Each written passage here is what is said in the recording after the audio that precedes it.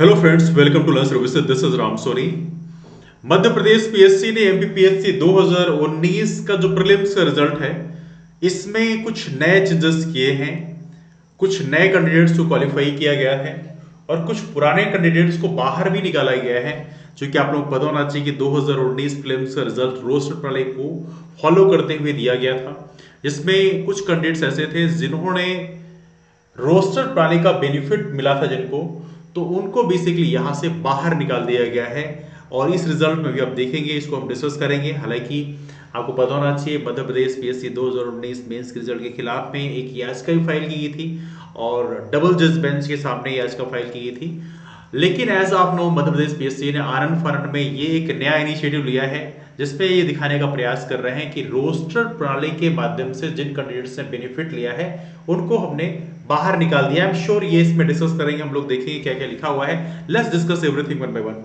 तो यहाँ पे स्टार्टिंग में तो शुद्धि पत्रों के बारे में लिखा हुआ है, तो इसके बारे में बहुत ज्यादा डिस्कस करने की जरूरत नहीं है। लेकिन यस, यहाँ पे लिखा है कुल 571 पदों हेतु राज्य सेवा प्रारंभिक परीक्षा 2019 दिनांक 12/1/2020 को आयोजित की गई थी। ये चीजें तो बहुत बेसिक हैं जो आप लोग जानते हैं, जिसमें category wise distribution of post कौन सी कैटेगरी को कितना दिया गया था इसके बारे में लिखा है, तो ये आप देख सकते हैं। नाउ इसमें कुछ फर्दर डेवलपमेंट्स हैं जो यहाँ पे आप देख सकते हैं। लुक एट हियर, यहाँ पे लिखा है दिनांक 29/11/2022 के निर्णय के परिपालन में उपरोक्त घोषित पुनरीक्षित परीक्षा परिणाम विज्ञप्ति क्रमांक कितने दिनांक 10/10/2022 को तत्काल निरस्त किया जाता है।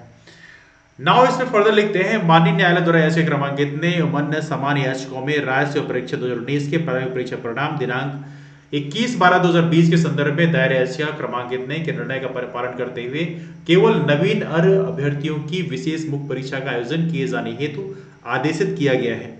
मतलब जो नए कैंडिडेट्स हैं जो क्वालिफाई कर रहे हैं, सिर्फ उनको ही एग्जाम देना है। पुराने कैंडिडेट जो क्वालिफाई किए हैं उनको एग्जाम नहीं देना पड़ेगा। हालांकि पुराने कैंडिडेट जो क्वालिफाई किए थे, जिन्होंने मेंस दिया था, जिनको रोस्टर का एक्स्ट्रा बेनिफिट मिला था, उनको भी यहां पे बाहर निकाल दिया गया। अभी हम देखेंगे इसको प्रॉपर तरीके से। अब इसमें देखेंगे एक महत्वपूर्ण चीज आप देखेंगे, लिखा है दिनांक 7/4/2022 के परिपालन में प्रारंभिक परीक्षा का परिणाम असंशोधित राज्य सेवा परीक्षा नियम 2015 के अनुसार किया जा रहा है ना। अतएव पूर्व घोषित 308 अभ्यर्थी जिन्हें पूर्व घोषित प्रारंभिक परीक्षा परिणाम दिनांक 21/12/2020 में मुख्य परीक्षा हेतु तो अर्ह घोषित किया गया था, अब उन्हें अनर्ह घोषित किया जाता है, जिनके प्रारंभिक परीक्षा के अनुक्रमांक निम्नानुसार हैं। मतलब 308 अभ्यर्थियों को जिनको रोस्टर का बेनिफिट दिया गया था मध्य प्रदेश पीएससी के द्वारा, उनको बेसिकली यहां पर अब बाहर निकाल दिया गया है। ये एक महत्वपूर्ण डेवलपमेंट है। आप इसमें देखेंगे इन कैंडिडेट्स का नंबर इसमें लिखा है जिनको प्रीलिम से बाहर निकाल मेंस प्रीलिम्स जो क्वालिफाई कर चुके थे उनको यहां पे बाहर निकाला गया। हालांकि इसमें कुछ ही कैंडिडेट्स थे जो मेंस क्वालिफाई कर पाए थे, तो इसके बाद इन्होंने फिर से एक लिस्ट दी है। इसमें लिखा है इनमें से 34 अभ्यर्थी, ये जितनी लिस्ट आपने देखा अभी, इनमें से 34 अभ्यर्थी ऐसे हैं जिन्हें पूर्व घोषित राष्ट्रीय मुख्य परीक्षा 2019 के परीक्षा परिणाम दिनांक 31/12/2021 में साक्षात्कार हेतु अर्ह घोषित किया गया था।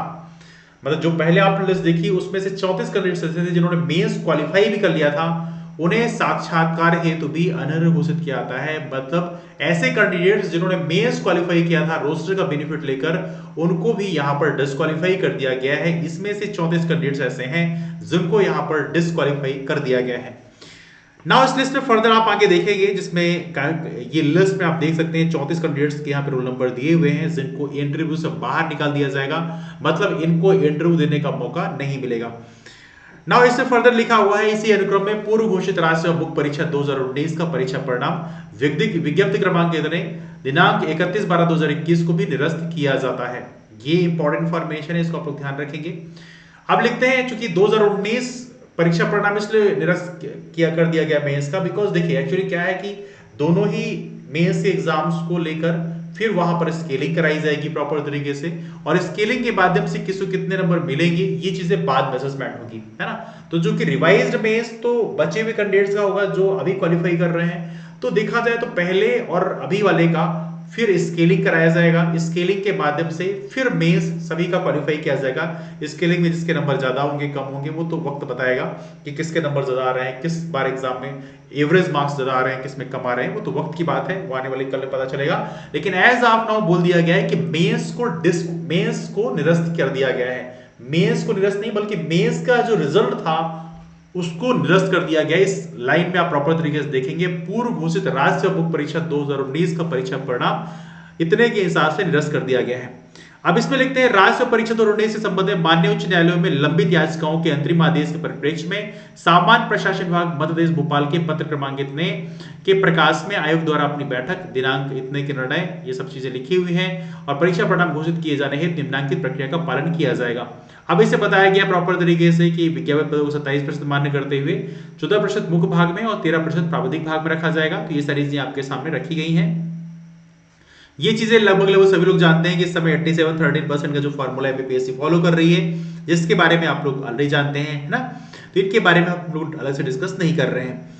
अब इससे फर्दर लिखा हुआ है, इसमें कुछ चीजें और भी हैं, जिसमें लिखा है समस्त चयन प्रक्रियाओं में साक्षात्कार आयोजन के समय तक संबंधित विभागों में सामान्य प्रशासन विभाग के संदर्भित पत्र के संदर्भ में पुनरीक्षित अन्य पिछड़ा वर्ग हेतु विभाजित पद विवरण सहित सभी पदों का विज्ञापित पद विवरण अनिवार्यतः मांग लिया जाए, है ना। विभागों से पुनरीक्षित पद विवरण प्राप्त होने के उपरांत विज्ञापित पदों के मुख्य भाग एवं प्राविधिक भाग के पदों की विज्ञप्ति प्रकाशित की जाए। फिर इसमें 87-13 के बारे में चीजें लिखी हुई हैं, तो उसको हम दोबारा से डिस्कस नहीं कर रहे हैं, ना। तो इसको हम मूव ऑन करते हैं। Let's move on from here. एक और चीज है, माननीय उच्च न्यायालय मुख्य पीठ जबलपुर द्वारा अन्य याचिकाओं के अंतिम निर्णय दिनांक कितने के परिपालन में राष्ट्रीय प्रारंभिक परीक्षा 2019 का पूर्व घोषित परीक्षा परिणाम दिनांक 21/12/2020 निरस्त किया जाता है। इस अनुक्रम में पूर्व घोषित राज्य एवं मुख्य परीक्षा परिणाम 2019 का परीक्षा परिणाम दिनांक 31/12/2021 भी निरस्त किया जाता है ना। तो ये कुछ महत्वपूर्ण चीजें हैं जिसको आप लोग यहाँ पर ध्यान रखेंगे।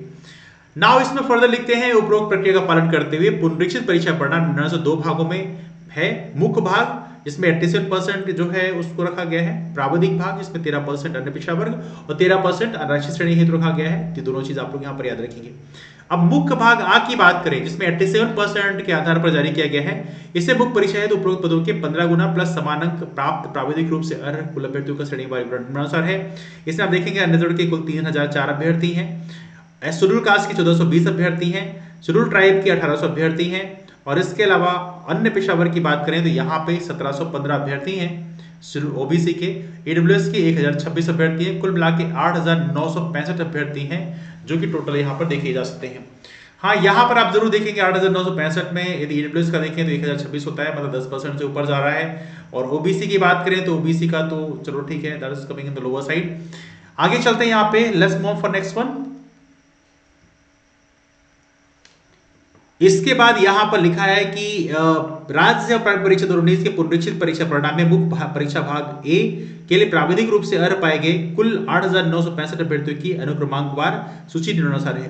तो यहां पर याद रखिए 8965 जो है भाग ए के लिए है, जिसमें 87% के हिसाब से रिजल्ट जारी किया गया। मतलब आपको पता होना चाहिए 87% को मेन लिस्ट में डाला जाता है, 13% को प्रोविजनल लिस्ट में डाला गया है।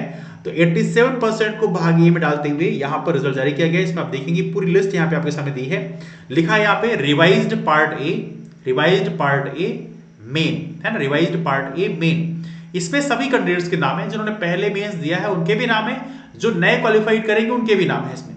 बाद में इसमें जो नए क्वालिफाइड कैंडिडेट्स है उनकी अलग से लिस्ट भी दी गई है। तो आप इसको मैं हल्का सा स्क्रॉल कर देता हूं, इसको मूव ऑन कर देता हूं। तो इसको डिस्कस करने का एक एक नंबर आप अपना देख सकते हैं। जिन लोगों के नए नाम हैं उनको ढेरों सारी बधाइयाँ, जिनके पुराने नाम बचे हुए उनको भी ढेरों सारी बधाइयाँ कि आपको इंटरव्यू देने का मौका मिलेगा। आप लोगों के लिए मॉक्स जरूर हम लोग ऑर्गेनाइज करेंगे।